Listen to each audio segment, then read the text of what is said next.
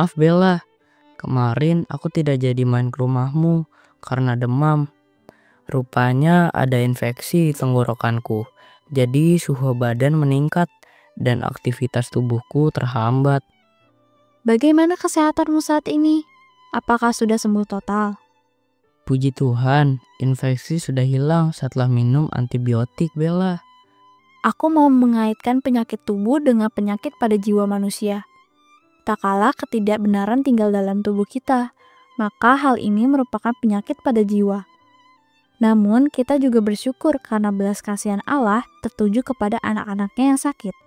Bagaimana kalau kita terus minta belas kasihan Allah melalui firman-Nya agar penyakit jiwa kita disembuhkan?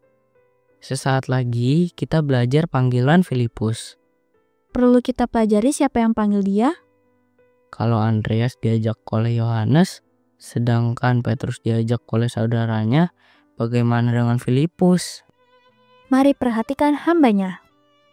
Anak-anakku sekalian, pada hari ini kita berjumpa kembali melalui Renungan BDKA.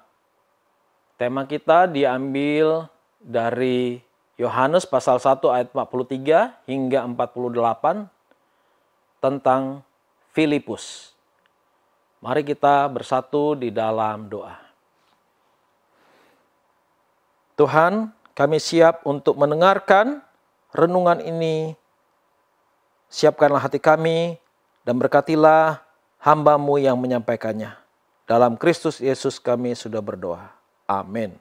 Anak-anak sekalian, kita sudah mendengar bagaimana Tuhan Yesus memanggil Andreas, ya. Tuhan Yesus kemudian memanggil juga Simon Petrus, satu persatu dipanggil menjadi murid-murid Yesus. Dan sekarang Tuhan Yesus memanggil Filipus, ya. Nah, peristiwa pemanggilan Filipus ini tidak lama anak-anakku setelah peristiwa pemanggilan Simon Petrus untuk menjadi murid Yesus. Memang tidak banyak yang kita ketahui tentang Filipus ini, ya. Siapa Filipus? Kalau di dalam Alkitab tentang Simon Petrus banyak sekali dicantumkan, diceritakan tentang Andreas juga, lalu Yohanes, Yakobus, dan murid-murid yang lain, bahkan tentang Yudas banyak dikisahkan. Tetapi tentang Filipus itu sangat-sangat sedikit. Namun di dalam Alkitab kita akan melihat bagaimana Filipus ini salah satu orang murid Tuhan Yesus yang dicatat, ya, oleh penulis-penulis Injil bahwa Filipus cukup punya partisipasi, ya, ketika menjadi muridnya Yesus. Dia cukup aktif, ya. Dia cukup berinisiatif. Walaupun kadang-kadang dia juga orang yang kurang yakin, kurang percaya, dan masih sering ragu-ragu, ya. Tapi pengalaman ragu-ragu ini juga bukan hanya dialami oleh Filipus anak-anak, karena ini bagian daripada proses pembentukan, karena dialami juga oleh murid-murid yang lain.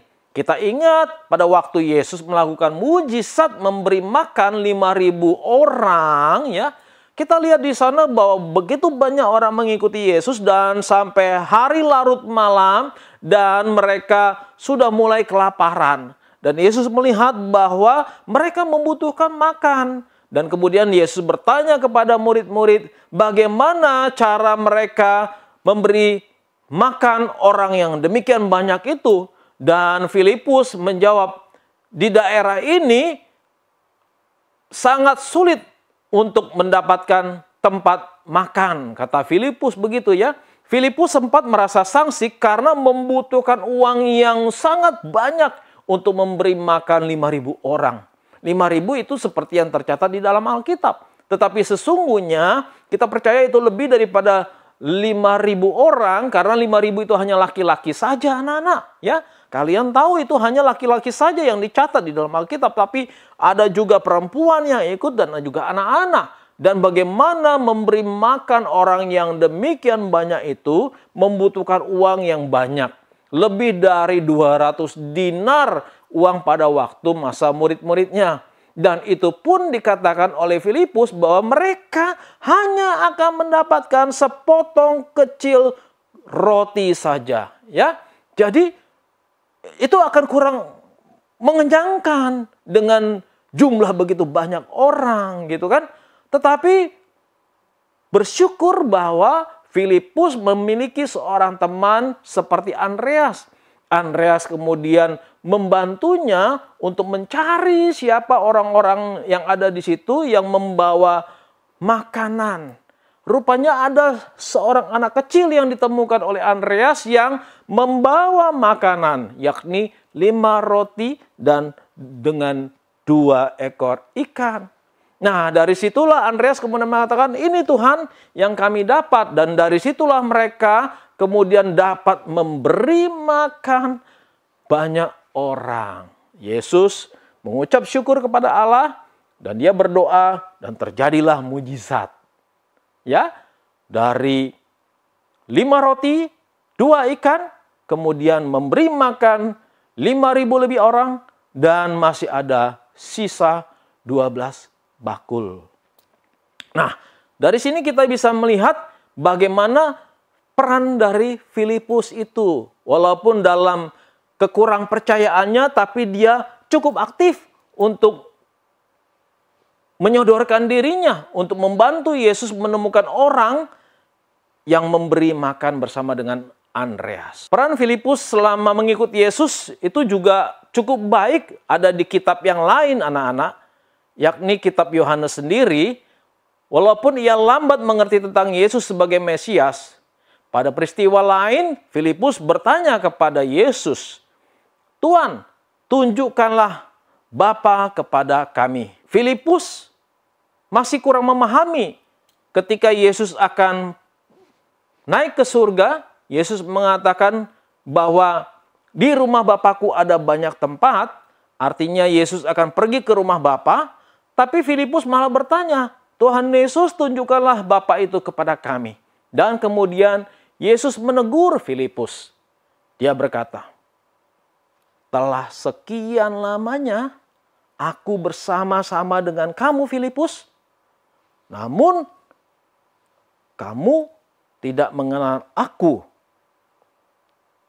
Wah, itu teguran yang sangat menohok ya anak-anak ya. Bayangkan anak-anakku, 3,5 tahun Filipus sudah mengikuti Yesus, sudah mendengar ajaran Yesus, sudah melihat mujizat Yesus. Tapi soal siapa Bapa dan di mana Bapa di surga, Filipus masih belum mengerti. Dari sini kita dapat belajar bahwa mengenal Yesus bukan hal yang mudah. Sekian tahun Filipus mengikuti Yesus, tapi pemahamannya masih terus dibentuk oleh Tuhan Yesus. Nah, demikian juga kita anak-anak. Sekian tahun kita mengikut Tuhan Yesus. Ada di antara kamu yang dari lahir sudah Kristen karena papa mama yang Kristen. Diajar, dibawa ke sekolah minggu, kamu belum mengerti apa-apa. Atau mungkin ada di antara kamu yang baru bertobat menjadi orang Kristen. Kamu juga belum paham apa-apa. Kamu harus rela untuk belajar dibentuk agar kamu memiliki iman yang besar kepada Tuhan Yesus Kristus. Jangan sampai kita menjadi orang Kristen selama 15 tahun nantinya, 20 tahun, kita tidak tahu apa-apa tentang Tuhan Yesus Kristus. Hubungan kita jauh dari Tuhan, kita tidak pernah membaca Alkitab, jarang berdoa, kita tidak melayani Tuhan, kita hanya mengejar materi, uang, ya. Kita belajar terus, ilmu pengetahuan di sekolah, buku-buku di sekolah, tapi kita mengabaikan Alkitab firman Tuhan. Di rumah kita tergeletak begitu saja, masuk di dalam lemari, disimpan di dalam lemari, tapi kita tidak pernah membacanya. Mari kita boleh belajar mengikuti Yesus. Iman kepercayaan kita boleh dibentuk seperti murid-murid Yesus. Kita berdoa. Bapa, pimpinlah kami agar memiliki iman kepercayaan yang semakin yakin seperti murid-murid Tuhan Yesus. Terima kasih Bapa untuk firman-Mu. Di dalam nama Yesus kami sudah berdoa. Amin.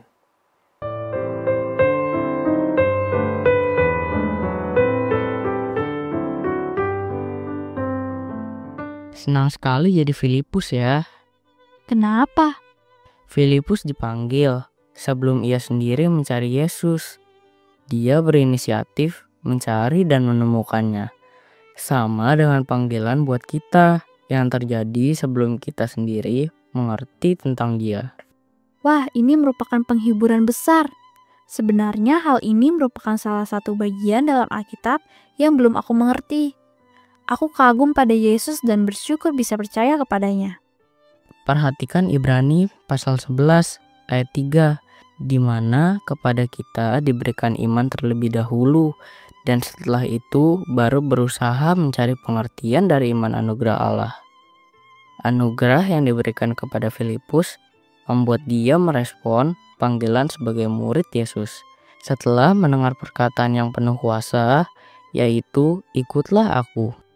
Jadi orang Kristen harus mengabdikan diri kepada perkataan dan perbuatan Yesus. Benar, itulah anugerah yang dilanjutkan ketaatan. Kita terus mengenal dan mengikuti jejak Yesus, yang besok sampai pada Yohanes pasal 1 ayat 45 sampai dengan 51. Salam.